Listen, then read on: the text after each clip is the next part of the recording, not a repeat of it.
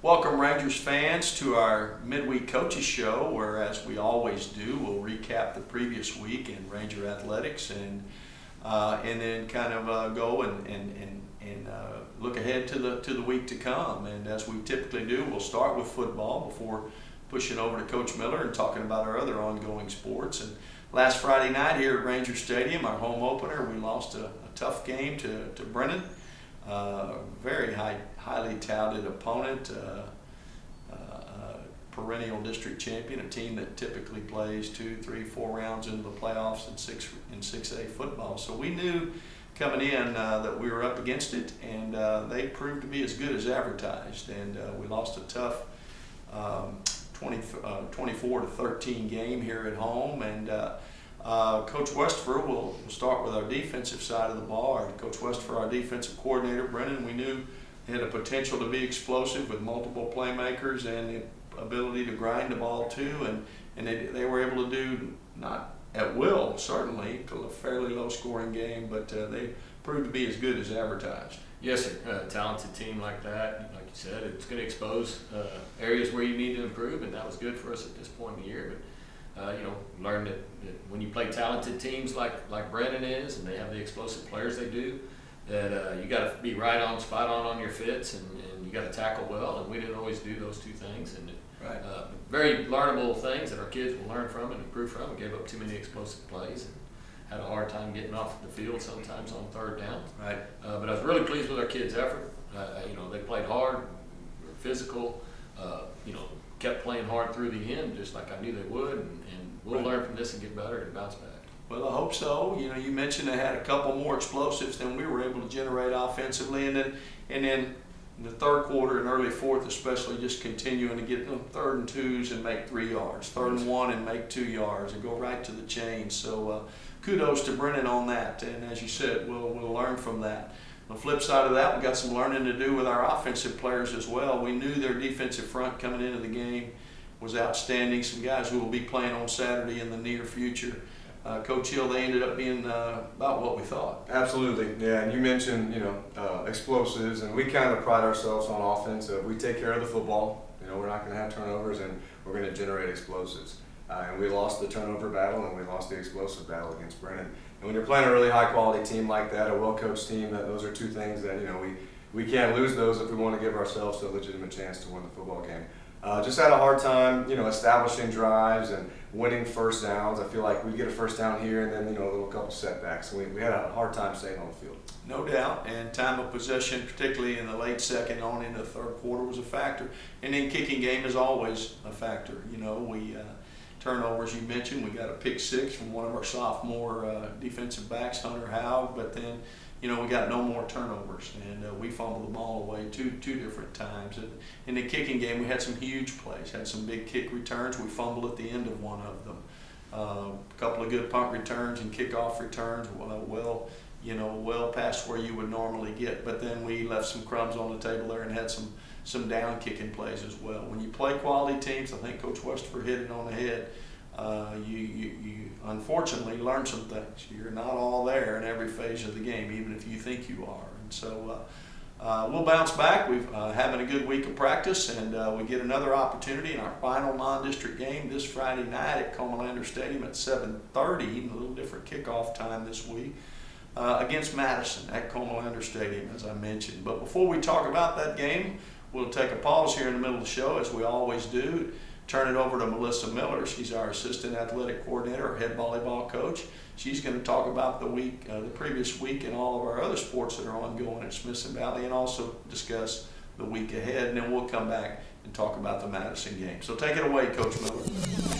Thanks, Coach. I'm joined today by our principal, Ms. Stacia Snyder. Thanks for joining us. Good morning. If you watched last year, she was a regular. We're hoping to get that back just based on schedules, but we will also have some different co-hosts.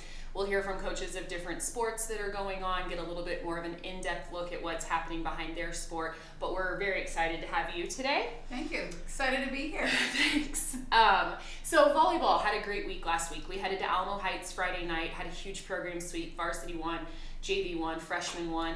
Varsity's currently 1-1 in district. JV is 3-1 overall, and our sweet little freshmen are actually 5-0 overall. They are undefeated, having a wonderful season, so we're very proud of them. Also very proud of our cross-country team. Last Friday, they headed out to Canyon for the Canyon Invitational, and not only did the boys win, but the girls also won. And in talking to Coach Hall, the girls were actually only 2 points away from a perfect score. Wow. It's pretty amazing what our cross-country team is doing this year. We knew that they were a great group in middle school last year, a lot of talent coming in as freshmen, including freshman Brady Solansky, who was actually won the girls' side of the race for the Rangers. We had a ton of other finishers in the top, which is why it gave us such high points. And then on the boys' side, Zed Martin and Luke Smith came in first and second, respectively, in the boys' meet. So cross-country is doing really a great good. job. Yeah. Also doing a great job is our water polo team. Both Miss Snyder and I got to stick around last week and watch their match. They hosted Harlan. I got to stay for the girls' match. They lost a close one. They got behind a little bit and then made a little comeback towards the end. Just wasn't enough. Huge shout out to Elizabeth Lamb, Bella Edwards, and Zoe Richter for goals. And congrats to Zoe. It was her first goal of the season, so it sounds like everybody's getting involved. And then do you want to talk to us about the boys' team? Yeah, our water polo groups are really working hard this year, and our boys won. They won 7-6. So big shout out to Jackson Flood, Max Brady, Hayden Basham, and Nicholas Shippey. They all scored. So congratulations to water polo. Yeah, so many kids out there. Yeah. I mean, it's a fun environment. If you haven't gotten a chance to watch, I think with the number of kids that we have participating, it leaves a lot around the pool to cheer, and the parents are excited. It's really a great environment. And then our tennis team is also going on. So they are currently 5-4 overall. Our tennis team is one of those that this new district brought a lot of new competition. You take a lot of the really good teams in the area and put them all in one district. Yes, yeah, that's us now. So currently our tennis team is 0-3 in district, but after speaking with Coach Lalonde, he really feels like they can find some success in the late part of the schedule. They kind of had a tough start. They had very strong opponents front-loaded in their schedule. And so they're hoping that throughout the rest of their district matches, they can pull up some wins to qualify for playoffs. So, yeah, really proud of them. The energy's still great out there. As always, Coach Lalonde, Coach Albright are doing a fantastic job. Also doing a fantastic job are a teacher and a group of students that you want to highlight. Yes, we want to highlight today our theater kids. Our theater kids are not in competition season. That happens in the spring. However, they are working diligently on performances. They are going to have a musical this year, so it's been a little while since we've had a musical at Smithson Valley. I can't imagine the practice. We're that goes very into that. excited. Yeah, we're very excited about what they're working on. I've seen them practice a couple times, and they're doing a good job. So we are ready to see them perform. The teacher that we would like to highlight today is Tristan Catan. And just so you know, other teachers on our campus fill out shout outs of the week to highlight our teachers and all that they're doing. So this teacher said about Mr. Catan, he is amazing and helpful. Every morning he checks on me and to see if I'm doing okay. He also looks into what materials and activities our team needs. He's always willing to lend a helping hand to his fellow teachers. But not only that, he also does the same with his students. He is there for them. He knows how to have an amazing classroom. He truly loves being a teacher and loves his students. Mr. Catan's love and care is felt by every single person on campus. So we are happy to highlight you, Mr. Catan. Congratulations. Yeah, congratulations. Let's talk about where you can find us this next week. So today, volleyball is going to host Bernie High. It is our middle school appreciation night. So our volleyball players from Spring Branch and Smithson Valley will come over. We do a little autograph signing session at the end. It's a ton of fun. Really looking forward to it. And then we travel to Piper High School on Friday. So game times for both of those, tonight at Smithson Valley and Friday at Piper. Our freshmen and JV will play at 5:15 and varsity will follow at 6:30. The girls would love to have some support both tonight and then Friday right down the road at Piper. Cross country is out on Friday. They are heading to Hayes for the Hayes Invitational. Kind of expect them at this point to just keep cruising. They're doing a great job. Shout out to Coach Hall and Coach Nunley for that. And tonight we host water polo, hosts Piper. Girls are at 5:15, boys are at 6:15, so come out and join the fun of water polo. And tennis also hosts Piper tonight. And our JV has their first match at here against Piper on Thursday. So we're excited for them as well. So lots of opportunities to come out and see our Rangers. We are excited about what this week holds for us. Go Rangers. Back to you, Coach. Thanks, Coach Miller, and congratulations to our athletes on all their successes in the previous week, and good luck with the games and matches that we have coming up. And speaking of things coming up, we've got Madison this Friday, as we mentioned. Long and storied history with Madison. Been knocking heads with them boys since about 2002.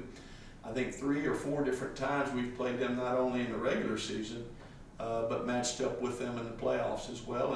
And I can think of 3 occasions where we played them in a quarterfinal game, you know, after playing them during the year. So the Rangers and the Mavericks have played each other maybe as much as any opponent that we've ever had.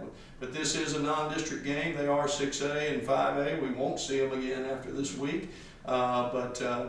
You know, a different type of challenge. Every week it's a different set of problems, if you will, different set of strengths. And Madison, much like some teams that we've played prior, have got several different playmakers, but they're certainly featuring one receiver, Coach. Yes, sir. They have a receiver that's just a junior this year, but he's ranked as a 4-star, and he's very explosive. He's a big kid, fast, made some tough catches in double coverage, and you know, they're trying to feature him and get him the ball, but yeah, they can run the ball very efficiently and effectively.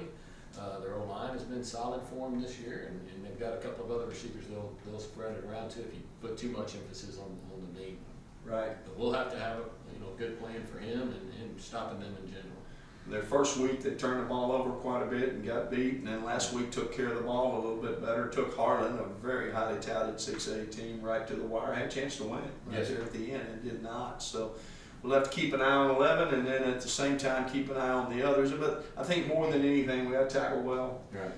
We got to limit explosives, and we got to get takeaways. The things Coach Hill mentioned earlier, things we've got to win on this side of the ball, and then on this side of the ball, we've got to take care of the football and get explosives of our own. Absolutely, we do. A lot of this week, you know, coming off of the loss last week, is mainly the opponent might be us. You know, we're focusing on us a little bit more, and regardless of what Madison's defensive fronts are and how good they are, which they are very good, and they have multiple fronts. But a lot of it comes back down to getting back to our roots and taking care of the football and trying to generate some explosives. And, you know, not really any mismatches to take advantage of. They've got some great secondary guys, number 9 and number 20 in the secondary. They're ball hawks. They'll come down and hit you. I know number 20 plays on offense a little bit. He's PAT, block guy off the edge. So they take a lot of pride in those secondary guys, and we're going to have to take them into account and blocking them in the run game and seeing if we can't set up some situations in the pass game to get by those guys. Well, and then of course kicking game, we always roll back to that. You know, can we create a long field for our defense to defend with kickoff coverage and punt coverage, and can we score in the kicking game? Can we create short fields for our offense with kick return, punt returns? And the answer to all that, we hope, is yes, but we don't know that. We're going to find out this Friday at 7:30 at Comalander Stadium when Smithson Valley takes on Madison. As always, we hope you'll be at the game.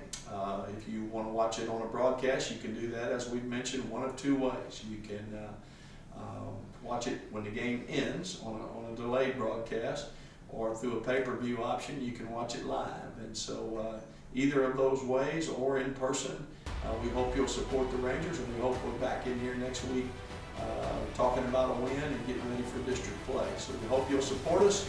Thanks for being here. We'll see you next time.